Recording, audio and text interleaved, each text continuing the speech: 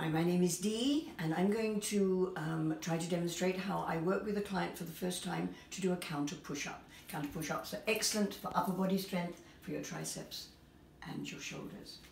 So, if it's the first time, this is what I do. I get them quite close to a sink. I'll suggest that they put their arms shoulder width apart and hold on nice and gently onto the sink. I also say, imagine a metal rod right down your back, so that you're nice and straight, tummy pulled in nice and tightly. All we're going to be doing is very gently coming down, elbows at 90 degrees, wait for 1 second, exhale coming up. I'm going to do that again. So breathe in as you come down, hold it for 1 second, and come back up. That basically is the push-up.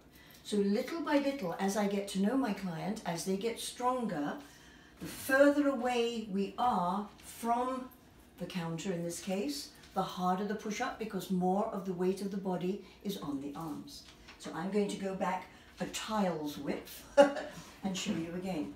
So get ready, core engaged, nice and straight, down we go. And breathe in, hold for 1 second, and again, breathe in, hold for 1 second, and basically that's it. What we can do, and what I do with a lot of my clients, is we change it up. We'll do holding for 5 seconds. We can do holding for 10 seconds. So I do holding for 10 seconds for say 10 times, holding for 5 seconds for 10 times.